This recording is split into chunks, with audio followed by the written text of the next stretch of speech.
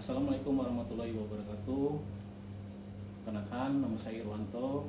Saya mewakili dari grup project kelompok 4. Saya membawa materi mengenai logam dan paduannya. Di sini saya tidak sendiri. Saya ditemani dengan teman saya, yaitu Naila Mauzia dan M. Rifa.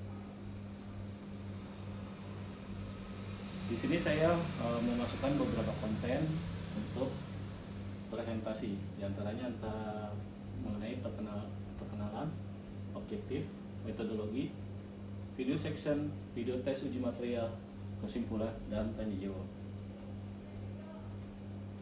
Di sini sering kita melihat beberapa material logam mengalami cacatan produk atau misalnya kerusakan. Di antara lain ini logam ini berkarat, terus di material aluminium ini crack atau retak, terus di sini di bantalan rel kereta itu patah. Pertanyaannya, kenapa ini bisa terjadi pada material logam? Penyebab kerusakan pada logam disebabkan oleh beberapa faktor. Antara lain, di sini ada poin 1 tension, poin 2 kompresi, poin 3 shear, poin 4 bending, poin 5 torsi. Dan untuk metal ras ini, untuk peristiwa karat adalah terjadi karena proses oksidasi antara air besi dan udara. Ini adalah penyebab kegagalan dan kerusakan pada material logam. Yang menjadi pertanyaan adalah, Einstein sendiri sudah berpikir bagaimana untuk logam ini harus diperkuat. Ya, dengan cara memadukan beberapa unsur logam untuk menjadikan logam itu menjadi kuat. Oke, next. Nah, di sini adalah tabel periodik unsur kimia. Beberapa tabel periodik ini diantara lain adalah beberapa campuran material untuk memperkuat material itu sendiri.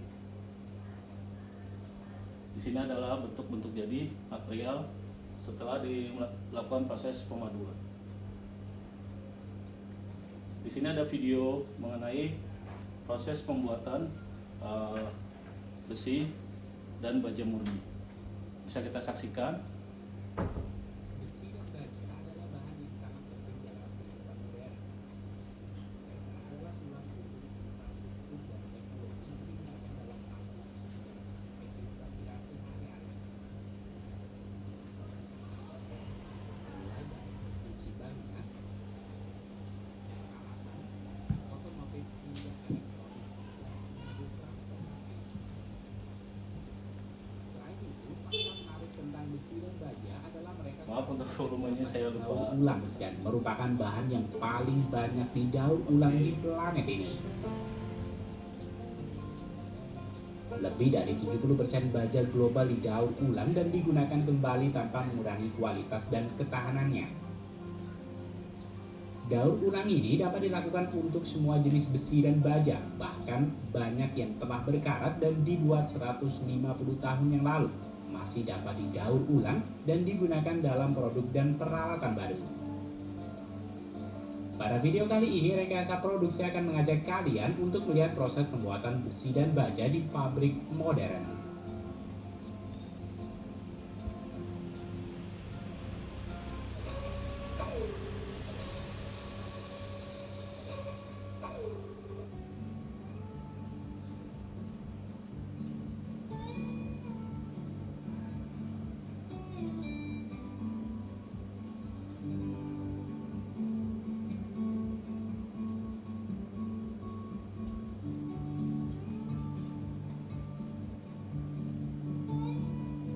Besi dan baja merupakan dua material yang berasal dari bahan yang sama, yaitu logam. Namun baja adalah besi yang memiliki kandungan karbon yang lebih banyak, antara 0,2 hingga 2,1%. Kandungan karbon dalam baja menentukan sifat-sifatnya. Baja dengan kandungan karbon rendah memiliki sifat yang mirip dengan besi murni, yaitu lunak dan dapat ditempa. Baja dengan kandungan karbon tinggi memiliki sifat yang lebih keras dan kuat, tetapi juga lebih rapuh. Proses awal pembuatan besi dan baja dibagi menjadi dua, di mana bahan baku besi yang diperoleh dari alam dimulai di tambang ini.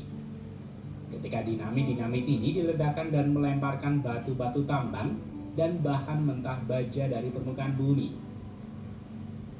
Biji besi mentah yang paling umum digunakan untuk pembuatan besi dan baja adalah hematite, magnetite, dan limonite.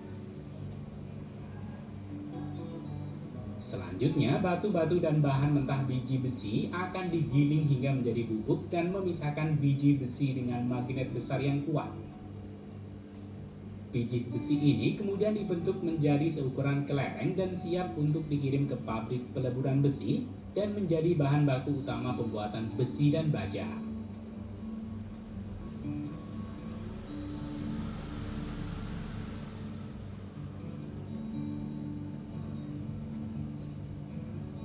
Sementara itu, proses pembuatan besi dan baja yang diperoleh dari daur ulang, proses ini dimulai di tempat ini, di tempat tumpukan besi tua.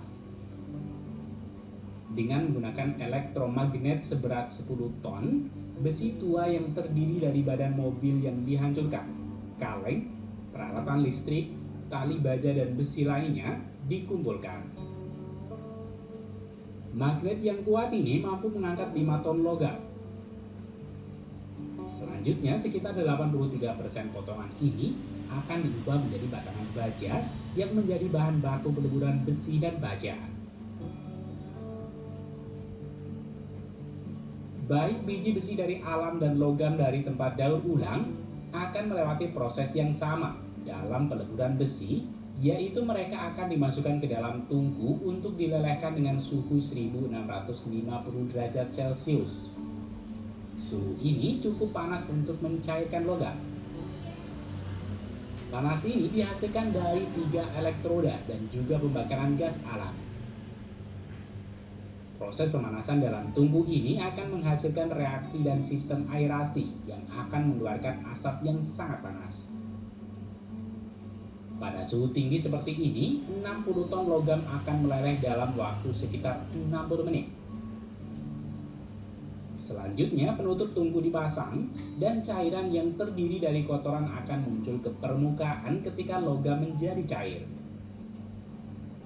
Pada tahap ini, seorang pekerja mengambil sampel baja untuk menentukan susunan kimianya.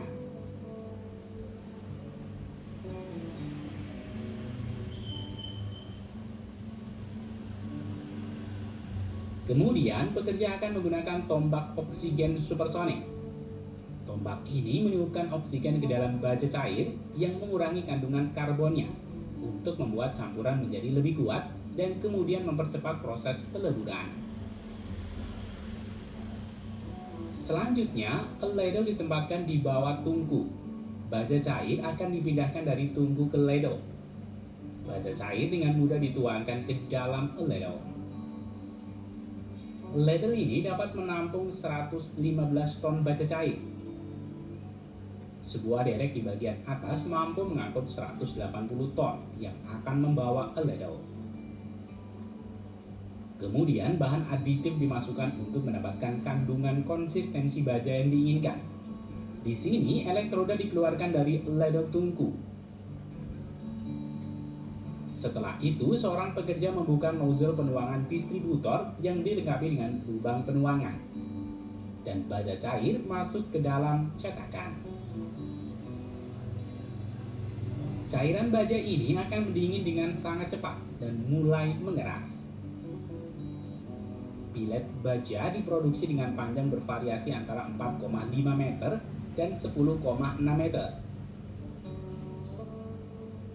Bilet baja kemudian dipotong sesuai panjang yang diinginkan dengan obor gas alam.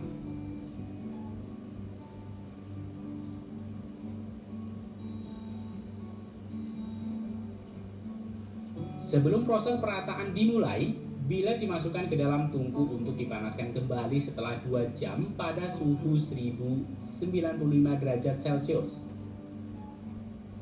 Sementara itu, pancaran air mendinginkan injektor bilet. Benda kerja ditempatkan pada alat perata di mana rol yang kuat akan menekannya. Operasi ini memberikan bilet bentuk dan ukuran yang dibutuhkan. Selanjutnya, roller berpendingin air akan menghancurkan bilet dan merubahnya dari ketebalan 12 cm menjadi 14 mm. Sementara bilet lainnya dikurangi dari 15 cm menjadi 19 mm. Pada akhir produksi, bar bergerak sepanjang kecepatan mencapai 35 km per jam. Setelah mencapai dimensi yang disyaratkan, batang harus didinginkan. Tempat pendingin ini memungkinkan batang baja mendingin secara merata. Total sekitar 400.000 ton batang baja dibuat di pabrik ini setiap tahun.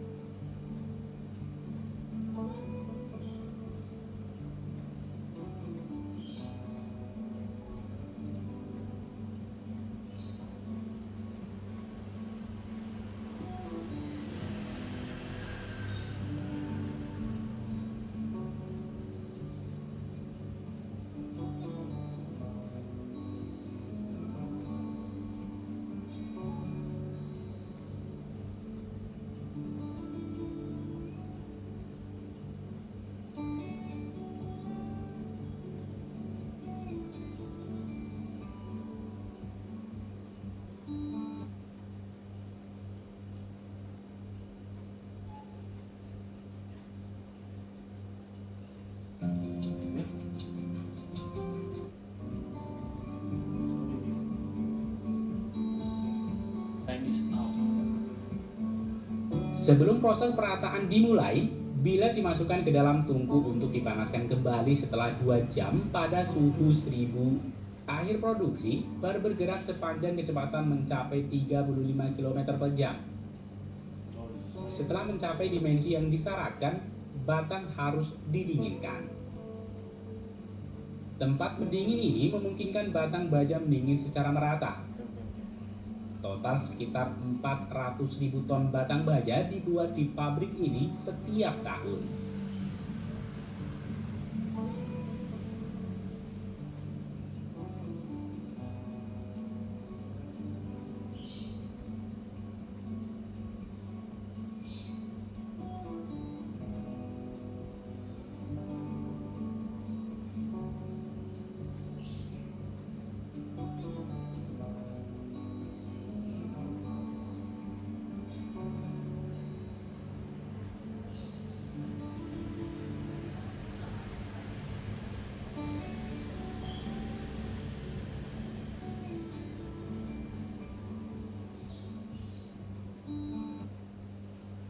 Oke, sampai di sini video mengenai proses pembuatan besi dan baja dari material biji besi sendiri dicampur dengan beberapa logam bekas. Selanjutnya, ini adalah bentuk jadi material yang tadi diolah. Di sini bisa kita lihat ada beberapa bentuk jadinya, antara lain adalah ini besi rangka ya, rangka untuk jembatan. Terus di sini ada plat baja roll. Terus di sana ada lagi besi I, itu juga untuk perusahaan konstruksi. Oke, sampai di sini untuk slide selanjutnya dilanjut oleh teman saya Naila Mauzia. Terima kasih waktunya.